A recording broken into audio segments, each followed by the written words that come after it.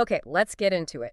We are about to dive into an investigation that, well, it kicks off in probably the most unassuming place you could imagine. Right. A corrected obituary Yeah. in a small-town newspaper. Exactly. And from that tiny little spark, it explodes. We're talking about a decades-long conspiracy that goes all the way to the top to, global finance, Washington, D.C., the absolute highest echelons of power. And our sources for this deep dive, they're really a collection of investigative documents. They basically chart the path of this one man, a former police detective named Justin Westwood. A man who is, let's be honest, trying to outrun his own ghosts. He's dealing with this profound personal tragedy, and he throws himself into connecting these dots that, well, frankly, they shouldn't even exist in the same universe. They really shouldn't. And that's our mission here. We're not just, recounting a series of events. We're really trying to unpack what might be the ultimate conflict of the modern age. Which is, what happens when science finally delivers on this promise of, radical human longevity? Eternal youth, basically. Right. What happens when that possibility smacks head-on into the cold, hard reality of global economics? And, what price are very powerful people willing to pay to keep things exactly as they are? And we need to be clear about this. The sources suggest the suppression wasn't about ethics. It wasn't a moral debate about playing God. No, not at all. It was about preventing the total and utter collapse of the world economy. It was a math problem. A terrifyingly simple math problem when you get down to it. So let's set the scene. We begin in a place called East End Harbor, New York. And the picture our sources paint of this town is, Yeah. it's very specific. It's your typical affluent, quiet seaside community. It's known for, politicians doing photo ops on Main Street. Right. Or maybe the biggest local issue is a debate over putting in a traffic circle. Exactly. The most exciting thing that happens is a minor food poisoning outbreak at the summer festival. It is the absolute antithesis of a backdrop for a sprawling, violent conspiracy. But the violence found its way there, and it wasn't quiet or subtle, it was brutal. Our first victim that we know of is a woman named Susanna Morgan. She's 27 years old, a reporter for the local paper, the East End Journal. And by all accounts, just a lovely person. Her friends described her as having a sugary disposition, a total workaholic, loved her job, loved the small town beat. She was found dead in her apartment. Her body was sprawled on the floor next to her bed, and her neck had been snapped. Initially, the local police, they wrote it off. Tragic accident. That was the official ruling. She got up in the middle of the night to go to the bathroom. She tripped, fell, and it was a 1 in a million fatal injury. But the scene, it was just a little too perfect, a little too staged. And the sources point to one tiny, specific detail.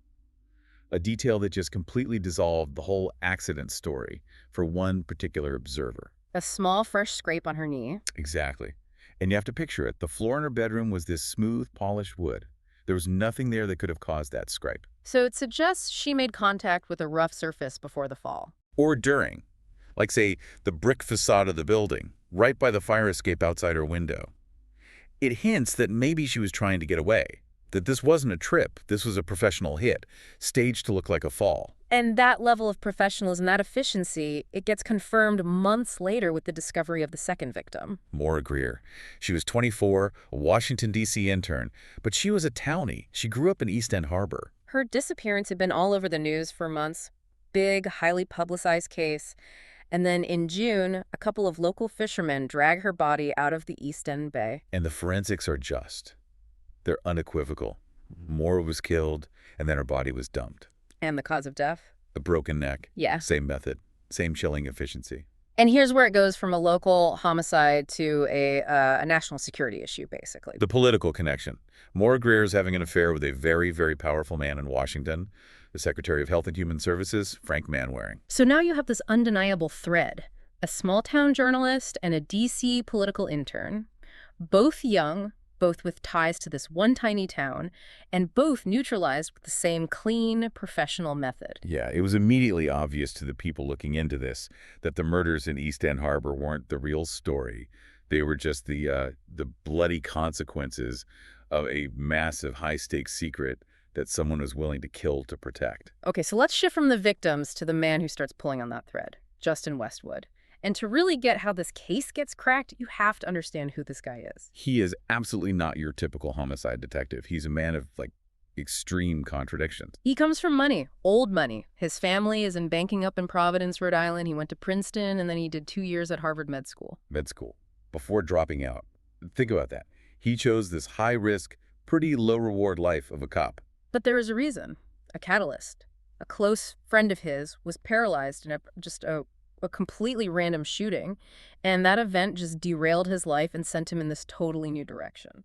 And that's his superpower, really, this unique combination. He has the academic brain, he can understand complex financial documents, he can read a medical chart, he gets genetics, but he also has the street-level training. The shoe leather police work, as his old chief, Billy DiPizio, would call it. He knows how to work a crime scene, how to lean on an informant, how to conduct a grueling interrogation. So he can connect the dots from, say, a shell company's tax filings to the physical evidence of a brutal murder. He sees both sides of the coin. Most people only see one. But the thing that really drives him, the engine behind his relentlessness, it's rooted in this immense personal trauma. A horrible story.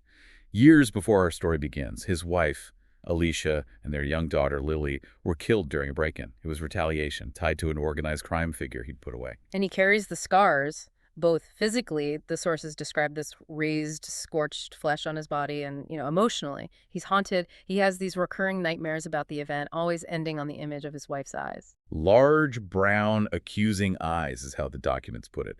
It's this loop of horror he can't escape. So it's critical to remember this detective he's fundamentally broken. He's not really seeking justice in the conventional sense. I think he's looking for a puzzle complex enough to distract him from his own lingering death wish. He has absolutely nothing left to lose, which makes him incredibly reckless, but also incredibly effective. As he starts looking into Susanna Morgan's death, the sources say he feels this constant internal hum, this little voice in his head telling him, stay away, don't touch this one. But he can't. The need to solve the puzzle is just stronger than his instinct for self-preservation.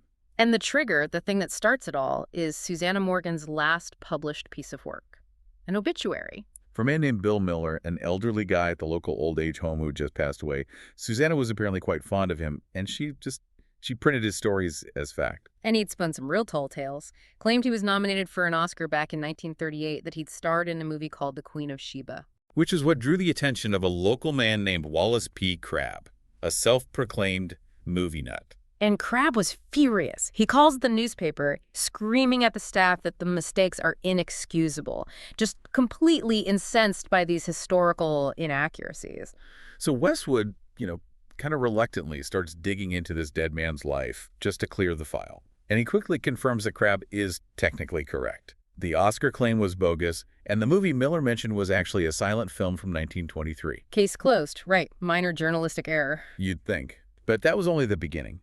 Westwood then follows this little thread to the local library. He sits down at one of their, ancient, slow as molasses computers to cross-reference the details of William Miller's supposed acting career. And he finds something interesting. The old man's stories, they weren't entirely made up. No.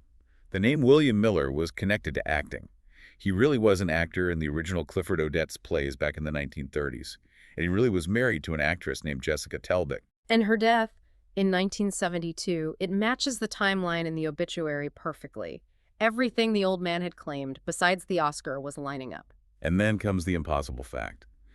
The single piece of data that completely shatters the case and turns it from a local homicide into this profound, terrifying mystery. When Westwood pulls up the official record for the actor William Miller, he finds his date of birth. 1888. 1888. Just think about that for a second. The newspaper ran the obituary with the headline, Cowboy Bill dead at 82. That's the age the nursing home had on file. But if the man who just died at 82 was truly the actor William Miller from the 1930s, born in 1888... he would have been 114 years old. 114. The sources say Westwood was sitting there in the dead quiet of the library, staring at this glowing screen, and he actually had to stop himself from screaming out loud. He'd just found tangible, database proof of radical human longevity. And that discovery, it just blows everything wide open. It creates two possibilities, and, both of them are terrifying. Right. Possibility one.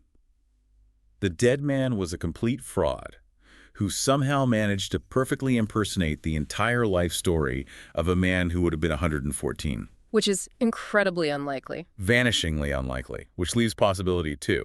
He was a real deal. He was an experiment, a subject of some kind of suppressed science who had achieved verifiable, radical old age. And the immediate consequence of Westwood stumbling onto this, it's fatal. For Wallace P. Crabbe, the angry movie buff, the guy who, by correcting the newspaper, inadvertently shone a huge spotlight on this impossible date of birth. A short time later, the same blonde man who was seen near Susanna's apartment shows up at Crabbe's house. He quizzes him about violent movies for a bit, and then he kills him. Crabbe's death was a message, crystal clear. This wasn't some random killer. This was a professional operation, and they were meticulously cleaning up any and every loose end. Any person who had seen or verified or amplified the impossible truth of William Miller's life. Exactly. The local murders were now undeniably linked to a much bigger, much more dangerous secret. So this impossible fact, the 1888 birth date, it leads Westwood out of the quiet library and straight into the corporate maze. He follows the paper trail from Bill Miller's life, which points to a man named Ed Marion, who's listed as Miller's nephew and the executor of his will. And this Ed Marion guy leads him to a company called Growth Industries. The address is just a random, nondescript suburban mall in Connecticut. And Growth Industries is a classic corporate shield, a cutout. Westwood eventually manages to get inside the office. And what he finds just confirms it. Its sole purpose was concealment. It's this one large, empty room. There's a single desk, 9 small tables, and then the key detail. 18 separate telephone and answering machine combinations. 18, each one wired to its own private jack. I mean, you have to ask yourself, what kind of business needs that? It's a secure communications hub. It's designed to compartmentalize information to make sure no single person ever has the full picture. It's a structure built for secrecy. And the level of violence used to protect that secrecy was, it was both casual and incredibly specialized. Right. We learned from the documents about a college professor, a guy named Joseph Fennerman. He was in London, and he'd been quietly looking into some confidential files for a manager at a big pharma company, a woman named Helen Rogue. The files were codenamed Aphrodite. And Fennerman is brutally executed. But it's the threat the assassins deliver right before they kill him that's so telling. They say we're going to have to fuck with your genotype. Fuck with your genotype? I mean, what a bizarre, specific thing to say. It immediately signals that the motive is rooted in genetics or hormonal research. It proves the killers knew exactly what secret Fennerman was investigating.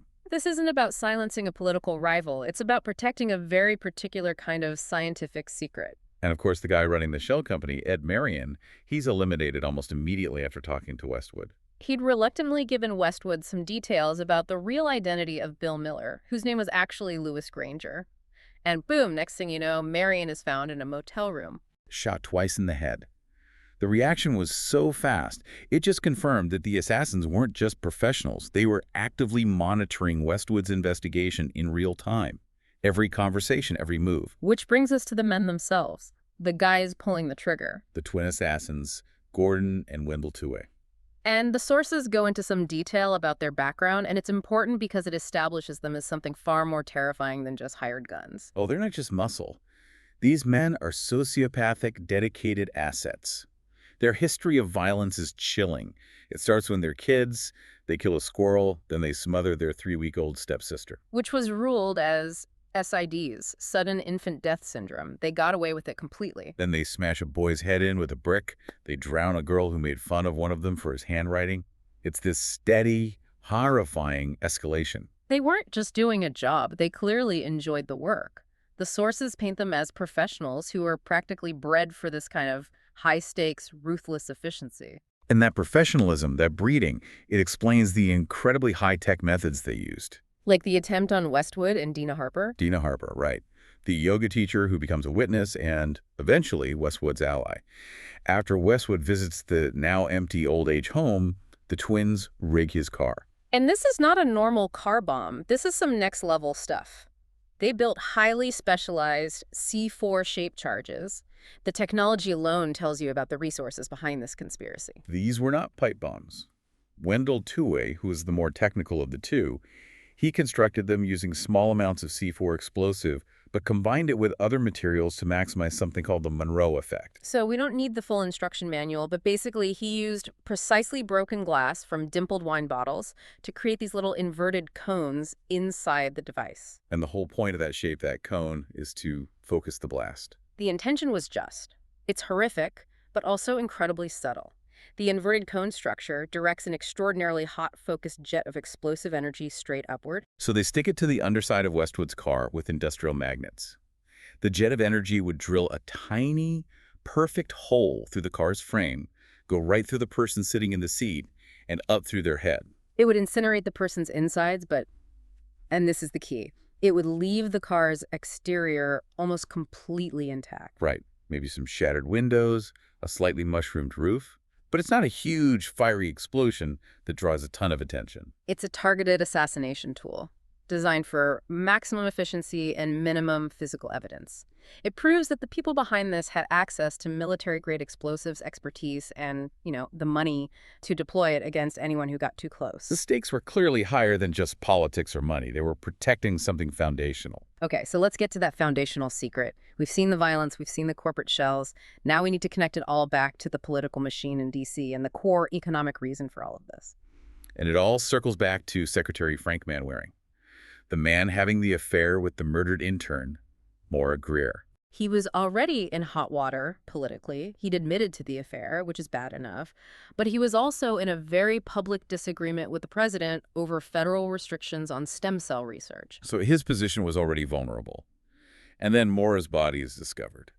And the evidence places Manwaring in the Hamptons, right near East End Harbor, around the time she was killed. It was the final nail in the coffin. He had to resign. It was just a complete political disaster for him. And his replacement is named almost immediately. Chase Wells, the head of the FDA.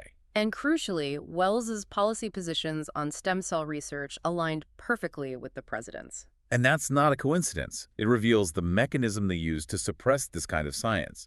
It was institutional through the FDA, and it was political through the Department of Health and Human Services, a two-pronged attack. The full scope of this whole conspiracy really gets uncovered through interviews with Manwaring after he's out of office, and with that manager from the pharmaceutical company, Helen Rogue. And they both point to one man at the center of the web, Douglas Cranston. Cranston is this larger-than-life figure. He was a Cuban refugee who came to America and built a pharmaceutical giant, KranMar, from the ground up. By this point, it's the second or third largest pharma company on the planet. And Cranston's early genius, his business insight, was that he identified the single biggest emerging market in the world, the aging baby boomer generation. And he built an empire on selling them products that promised perpetual youth and pleasure, anti-inflammatories, weight loss drugs. And most famously, KranMar developed a hugely successful erectile dysfunction pill in the mid-90s. I mean, you have to see the numbers. It was generating $600 million a year in sales. And the market analysis showed they'd only tapped into 7% of the potential market. The company's entire foundation was built on commercializing youth. But behind all those public-facing products, the real engine of the company was a top-secret project, Project Aphrodite. It was initiated way back in the early 1970s, and its focus was relentless. Human growth hormones, HGH, and a cocktail of powerful supplements like L-arginine and L-glutamine. The science, at its core, was actually pretty simple, but totally world-changing. The idea is that your pituitary gland drastically slows down its HGH production after you turn 20. If you could artificially reverse that process, you could, in theory, radically slow down or even halt the aging process. And the sources reveal something chilling here. The project name, Aphrodite, wasn't just some random cool-sounding acronym. It was deeply personal to Cranston, which hints at a human element we're going to get into in a bit. But just focusing on the science for a moment, KranMar wasn't just dabbling. This was 3 decades of sustained, secret research. This was the real deal, not the, quote, cosmetic bullshit you see sold online. And the results of this long-running secret project they were astonishing, but they came at a horrific cost. The documents show that the early experiments led to the deaths of over 100 test subjects, just written off. But 18 subjects survived that initial brutal trial phase. And they weren't just surviving, they were thriving, living far beyond any normal human expectation. Louis Granger, the man pretending to be Bill Miller, he was one of them, he lived healthily to 114. The sources mention another subject up in Vermont who was 122 years old and still going strong. So KranMar had done it. They had cracked the code. They had achieved verifiable, radical human longevity. Which brings us to the core of this whole thing. The reason for the murders, the cover-up, The decades of secrecy. The 1986 deal. This was it, a political conspiracy that was so fundamental, it transcended party lines. It survived multiple presidents, Democrat, Republican. It didn't matter. It was a cold, hard calculation made to protect the nation's financial structure. So, in September of 1986, a meeting happens. A secret meeting. Top government officials, intelligence agency heads, and the president's top economic advisors. And they met with Douglas Cranston and two other leading pharmaceutical titans. And they lay out the data. The intelligence agencies and the economists, they'd run the numbers. Their projections showed that KranMar's research could plausibly extend human life expectancy by 20, maybe even 30 years. Centenarians would become commonplace. The average lifespan would push toward 120. And you have to stop and think about the sheer insanity of that meeting. The government, advised by Wall Street, basically decided that the potential for 3 extra decades of healthy human life was a bad thing. It was a threat, a catastrophic threat. How did the sources portray the specific mechanics of that? What was the projection that scared them so badly? It was all about actuarial math. Cold, simple numbers. If the average life expectancy suddenly jumped to 120, the Social Security system, which was built on the assumption that people would, live into their low 80s, would face immediate and total insolvency. The whole system just collapses overnight. There's no money. And it's not just Social Security. Think about the infrastructure. The baby boomer generation was already a demographic tidal wave. If you have them all living an extra 30 years, they're tying up housing, healthcare resources, transportation systems for an extra half a century. And the younger generations, the people currently in the workforce, they'd be crushed. They'd be working longer and harder their entire lives just to support this vast, ever-expanding elderly population. The whole social contract just breaks. So the political elite, they saw this as a matter of national survival, and they delivered an ultimatum. All further life extension research must be suppressed. The formula had to be locked away, period. But in exchange, the pharma companies got the ultimate prize. It was this brilliant, utterly cynical quid pro quo. They were given the green light to aggressively pursue all the cosmetic and lifestyle drugs they wanted. The anti-wrinkle creams, the hair growth products, the sex enhancers. And crucially, they would receive highly relaxed FDA restrictions and oversight. Which meant they could fast-track testing and approval for these incredibly lucrative consumer drugs. They were essentially allowed to use the American public as a massive, often unsuspecting test group for minor side effects. They traded true longevity for immediate astronomical profits and political deregulation. A deal with the devil. And the man who brokered this, the trusted link between Washington, Wall Street, and the pharma world, was a man named Brewster Ford. A Wall Street legend, an unofficial advisor to multiple presidents. His job was to ensure that the economic stability of the nation, which really meant the suppression of the formula, remained the guiding principle, no matter who was in the Oval Office. The secret wasn't partisan, it was structural. It was baked into the system. And the crisis we're talking about, the one that led to the deaths of Susanna Morgan and Maura Greer, started because that structural secret was beginning to leak. Right. That KranMar manager, Helen Rogue, she grew suspicious. She was seeing these premature FDA approvals, and she was hearing whispers about deaths connected to this Aphrodite project. So she did what you're supposed to do. She started reporting her concerns to the FBI, specifically to an agent in Boston named Wanda Chinkle. But what the deeper analysis of the sources shows is that the FBI wasn't investigating. They were part of the cover-up. Chinkle's superiors were actively suppressing the information she was bringing them. Which proves the conspiracy was institutionalized. It reached into federal law enforcement. So when Rogue realized she was being stonewalled, that she was basically reporting into a black hole, she stopped talking to the FBI. No. And she started corresponding directly with Maura Greer. The intern, and that's the key. It confirms that Greer wasn't just trying to leverage her affair with Manwaring. She had obtained specific, detailed information about Project Aphrodite itself. She was trying to leverage the secret research. And that made her a massive decentralized threat, a liability that couldn't be controlled. And so she had to be eliminated. Instantly. So at this point, Westwood understands the motive. He knows the scope of the conspiracy. He knows who the assassins are. But he needs the final piece of the puzzle. He needs the formula itself. And he needs to find the architect, Douglas Cranston. And this chase leads him all the way to England, to Cranston's isolated castle, which is also his private laboratory. It's built on top of a hill, so he has miles of visibility in every direction. A fortress. And it's there that he finds something far more disturbing than a chemical formula on a computer disk. The human element. That project name, Aphrodite, it finally comes into terrifying focus. Westwood learns that Aphrodite isn't just a project name, it's the name of Douglas Cranston's daughter. His daughter with his wife, Louise Marshall. She was born in 1974. Which makes her 27 years old. Yeah. The exact same age as Susanna Morgan. The exact same age as Maura Greer. But when Westwood sees her, she looks like a young girl. This is the ungodly experiment. She was the ultimate proof of concept. She'd been raised in this completely isolated, controlled environment. The sources compare it to B.F. Skinner's famous experimental cage. She'd been receiving the HGH treatments since she was born, kept in isolation for 27 years as living proof that his formula worked. The psychological manipulation is it's staggering. She tells Westwood that her father told her over and over again that no child had ever been so loved or so valued. But she is the living cost of their obsession. And when she finally gets a chance to speak to an outsider, to Westwood, she tells him something simple. She wants him to kill her parents so she can finally escape. Her own life, her forced longevity, had become her prison. While all this is happening, Westwood has been setting his own traps. He leverages his old network back home, his former chief, Billy DiPizio, and even the disgraced FBI agent, Wanda Chinkle. He has them analyze phone records, email chains, and they confirm the institutional failure at the FBI. Helen Rogue was reporting everything, but Chinkle's bosses were deliberately burying it. Which confirmed that Rogue's pivot to talking directly with Maura Greer was a desperate move. It emphasized just how dangerous the intern had become as an independent threat. Westwood's next move is just surgically precise.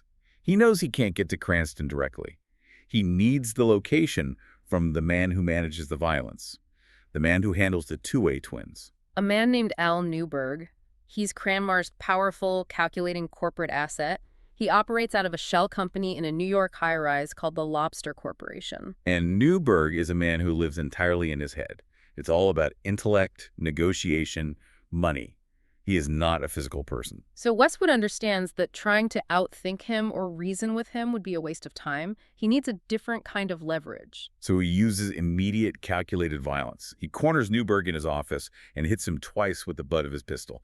Hard enough to draw blood, hard enough to shatter that cold, calculating facade. And Newberg he dissolves into tears and primal fear. And this moment is so key for Westwood's character. He didn't just beat the information out of him. He instilled a profound personal terror. He learned that Newberg is a man who delegates all physical action, and so he is intensely vulnerable to it himself.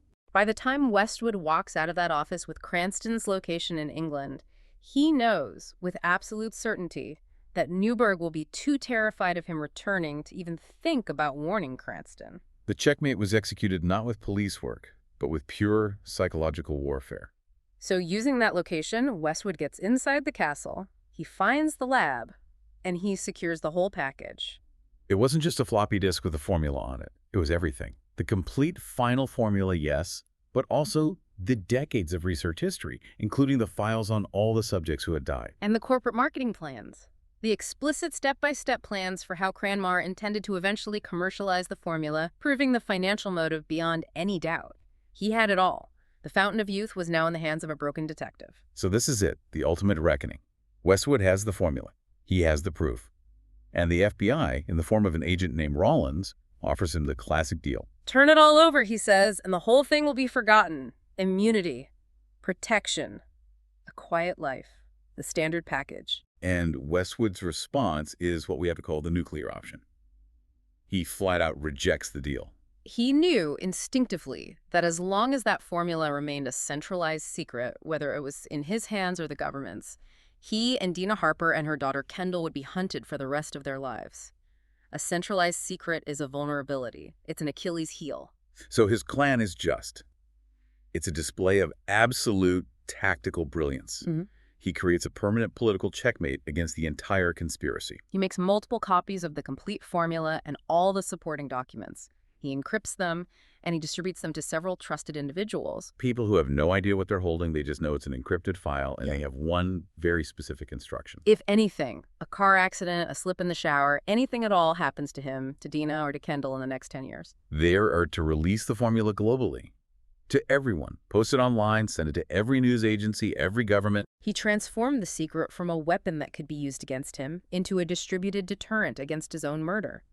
He tells the FBI agent Rollins that he has ensured the lying psychopaths will have to leave his new little family alone. And this action, of course, it raises huge questions about the future of the world. But the narrative, our source material, it focuses instead on the immediate psychological resolution for Justin Westwood. Back in East End Harbor, the story ends not with some big global revelation, but with a quiet, internal choice. He consciously rejects his old, self-destructive patterns. He turns away from the cloud of darkness, the endless glasses of scotch, the mournful music that used to be his only companions. He's found a new purpose.